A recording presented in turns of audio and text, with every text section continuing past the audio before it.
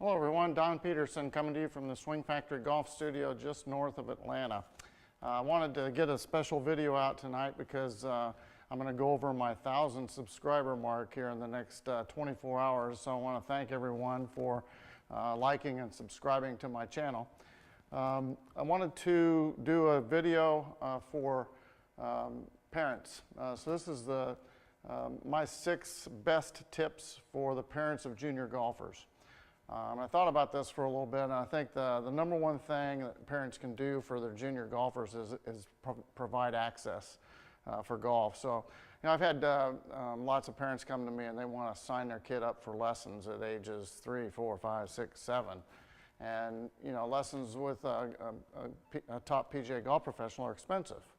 So one of the things that I try to do is I say, look, if you're choosing between getting lessons for your child and getting them out on the golf course, then I think it's more important for you to get them out on the golf course or out on the driving range.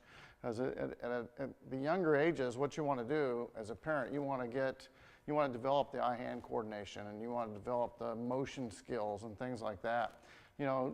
Motion development from the time you're a child, when you start crawling, that helps. In fact, they've got some studies that I've read that the longer the child crawls, the more that helps the brain development, the right, left, and the crossover, right brain, left brain. So looking at that versus, okay, then, taking lessons where a teacher or coach is trying to do a swing lesson, I think is a waste of money in a lot of instances. So what I would prefer, and what I think is the best thing for the child, is to forget about swing training for a while and just get out to the golf course. So providing access to the golf course and golf driving range and practice and building skills is the number one thing.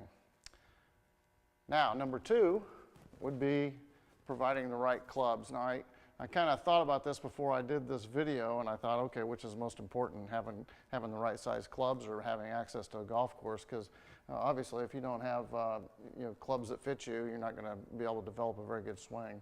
But I had clubs that didn't fit me when I was 10 years old, and I still had access to a golf course, and I got by and learned to play the game. So if you don't have access to the golf course, then you don't need good clubs, right? So, but number 2 would be make sure your child has the right clubs. And this is a pretty good example of junior golf clubs, and we have, in my opinion, the best manufacturer of junior golf clubs is right here in Norcross, Georgia, and that would be US Kids Golf.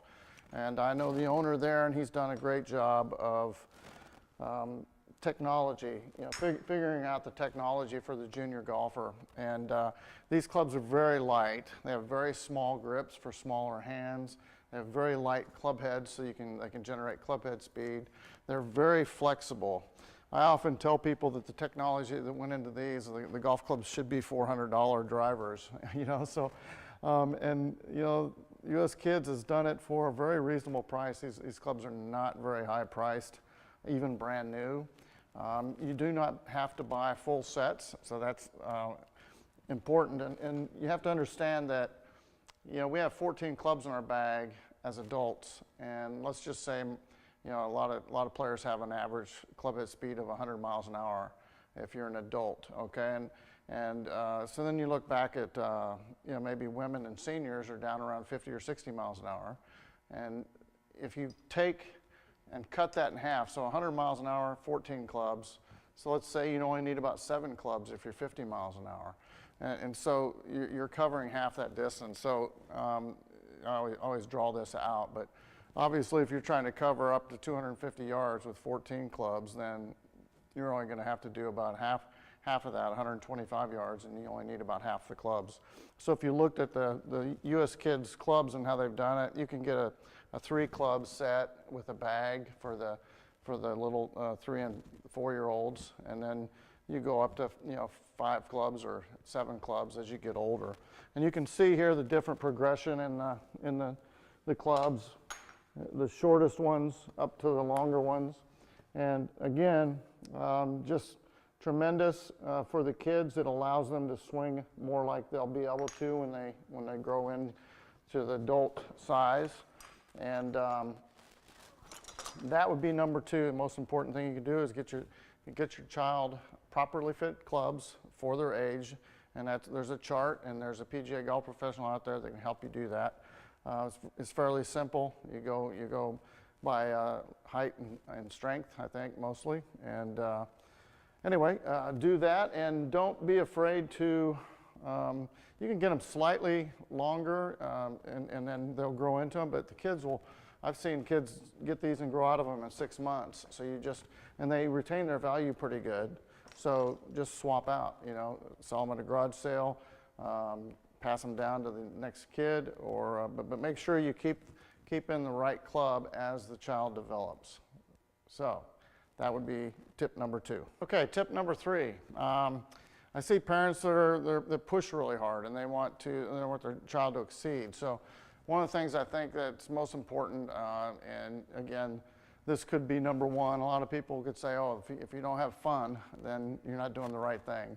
That should be the number 1 thing that parents provide. But, golf course access is good.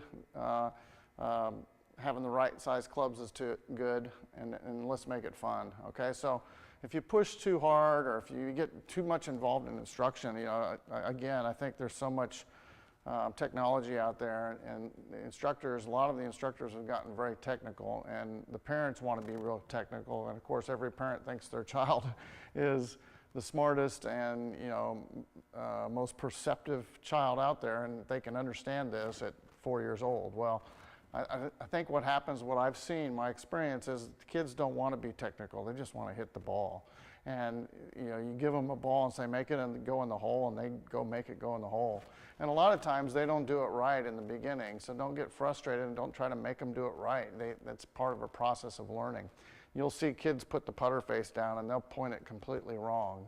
And then they'll try to stroke it and it won't go towards the hole, but that's all part of what they've got to learn. So don't sit there and try to make them do it right. You'll frustrate them, and I think the problem with that is then they don't like golf. It's like, oh, I don't want to play that because you won't let me have fun. So make sure that you stay away from the high tech and the being anal about everything that they do, and just make it fun. All right, so don't push so hard and make golf fun. I would say try to stay away from the instruction part of it as much as possible. I think it's smarter to get a PGA professional or someone who's trained at teaching golf. Okay, I've already kind of talked about this in the first few tips, but number 4 tip that I would give parents is to not swing train too early. And I've said this earlier, if you're 2, 3, 4, 5, 6, and even up to 7, I almost think that's too early to swing train. Kids are still learning how to develop their muscles, their motion training. They're still, if you look at the progression of how someone throws, for instance, a lot of times you'll see kids throw and it's like they don't know how to step, and when they do step, they step with the wrong foot. Sometimes they don't even throw with the same hand. They'll throw with a different hand. And you look at the motion of the throw, and it takes a while for them to develop, where they start throwing and then they go, oh, I can throw it harder if I move my weight. And then they go, oh, if I pick up my foot, I can throw it harder. So, and then they start stepping and throwing, and you get this kind of whip action. All right, so golf swing's no different. It's going to take a while. So make golf accessible. Let them go hit golf balls. I'm not saying not to practice, okay? Go out there and let them try all kinds of things. And I think helping the little kids skill develop, that's why I think it's important to have the right clubs. You want to have the sand wedge, you want to have the putter, you want to have the driver, you want to have the fairway wood or the hybrid or whatever. And you want those kids trying to, my son, when he was like 5 years old, I remember him getting in a bunker with a sand wedge, and he was in there for 2 hours just trying to hit balls out of the sand. I don't know if he even knew what he was doing, but he was trying to get the ball out of the sand. So what happens is they develop the skill almost on their own. Now, if I'd have been in there trying to instruct him, he wouldn't have hit half as many shots, because I would have been bothering him with instruction. He was in there for 2 hours just wailing away, taking swing after swing after swing. And he learned a lot from that. And that's what will happen with your juniors. If you leave them alone, just let them go out there and hit lots of golf balls. Lots of golf balls is fine. Let them practice as much as they want, but don't try to swing train too much. You get too much into oh, stand closer, stick your seat out, get your hands on there right. And pretty soon you're messing with the fun, all right? So don't try to swing train too early, and I think that's a real important tip.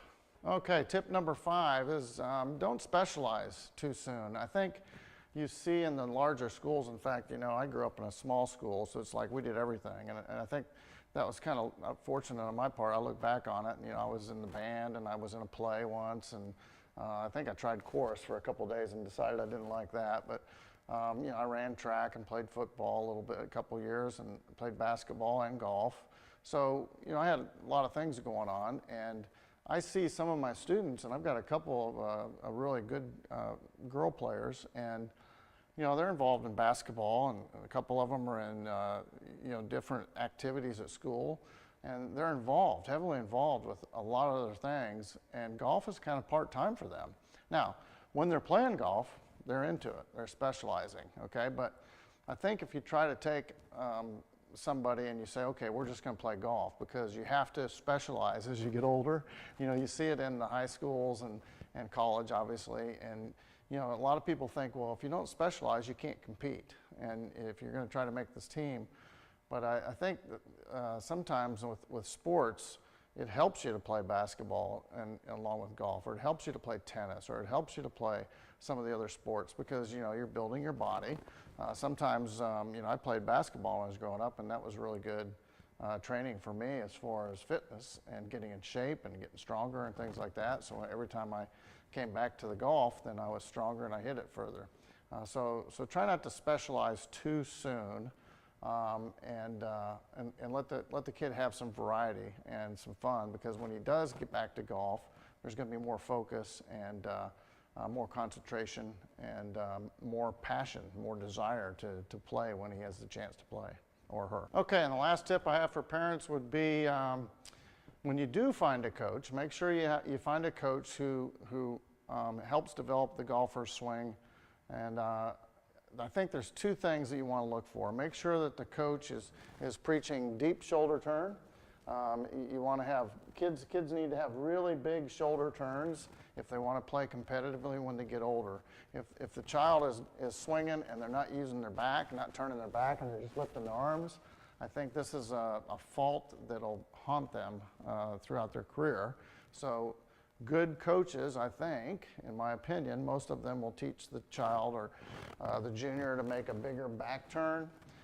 And then I like to see better footwork. I've heard a lot of coaches tell kids to keep their feet planted when they swing. I hate that. I think kids should be left heel up, right heel up. I think they should be learning how to use their body when they're younger. Jack Nicklaus said, teach them to hit it far when they're a kid, and then they'll learn to hit it straight when they get older. And I think there's a lot to that. And if you looked at Nicklaus and the way he swung, he picked up his left heel and turned through. I don't see anybody on tour who doesn't finish up here and turn through the golf shot. So we know that from science now that swing comes from the ground, goes through our feet, through our legs and our hips, and out our arms to the golf club head. So learn to use the ground and have coaches. Find a coach who, obviously we can't all afford to have the best coaches, but find the best coach you can for the money, and look at the products they're putting out there, see if they've got good players, and find out about your coach before you sign up and take lessons, because there's lots of good people out there, and there's also some bad ones. So when you do find a coach, again, make sure they're preaching big muscles, moving the club back and forth. And that's it. Other than that, get those kids out there playing. It's a great game, and a game of a lifetime. Well, thanks for visiting my channel. If you like my work, please like and subscribe. And at the bottom, you'll see the push notifications, that little bell. If you tap or click on that, that'll make sure you get my next video. Thanks. Can't wait to see you again.